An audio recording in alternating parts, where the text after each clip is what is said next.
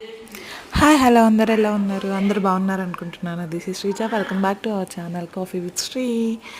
Okay, ఇవాళ స్పెషల్గా అమ్మ బ్రోకలీ దోశ చేస్తుందన్నమాట. దానికి నేను వీడియో తీద్దాము, first video in my channel. నేను ఏదేదో ఫస్ట్ వీడియోలో మంచిగా నా గురించి ఇద్దాము, వాయిస్ ఓవర్ ఇద్దాము, నా గురించి చెప్దాము, ఇంట్రో ఇద్దాము, ఇదంతా అనుకొని ఎన్నెన్నో ప్లాన్స్ చేసుకున్నాను. బట్ నా దాంట్లో ఫస్ట్ వీడియో బ్రోకలీ దోశ అయిపోయింది. ఏం చేద్దాము, బట్ నేను కొన్ని రోజుల తర్వాత అట్లీస్ట్ నేను నా ఫేస్ రివీల్ చేసే వీడియోస్ కొన్ని చేస్తాను.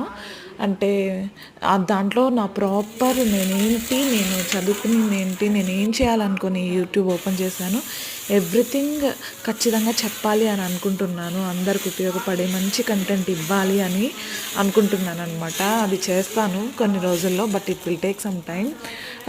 So please accept me and please support my channel. అంతవరకు ఫస్ట్ ఈ బ్రోకలీ దోశ గురించి మాట్లాడుకుందాము. బ్రోకలీ అనేది మనం మోస్ట్ ఆఫ్ ద టైమ్ సాలెడ్స్లో తింటాము, సాలెడ్స్లో యూజ్ చేస్తాము. బట్ చాలామందికి దాన్ని తినాలి అనే కోరిక ఎక్కువ ఉండదన్నమాట. దాని టేస్ట్ అంత ఏముండదు, అంటే ప్లెయిన్గా ఉంటుంది అనమాట దాని టేస్ట్. దాని టేస్ట్ని మనకి తెలియకుండా మంచిగా మనం తినాలి అంటే ఇలాగ దోశల్లో, ఇడ్లీలో బ్రోకలీ గ్రైండ్ చేసేసి వాటితో చేయడం వల్ల సో మనకి బాగుంటుంది అనమాట బ్రోకలీ దోశ అంటే మనకి టేస్ట్ ఏం పెద్ద మారదు, సేమ్ నార్మల్ దోశ తిన్నట్టే ఉంటుంది. బట్ బెనిఫిట్స్ అనేవి చాలా చాలా చాలా బెనిఫిట్స్ ఉంటాయి. మీరు కావాలంటే గూగుల్ చేసి చూడండి, బెనిఫిట్స్ చాలా ఉంటాయన్నమాట.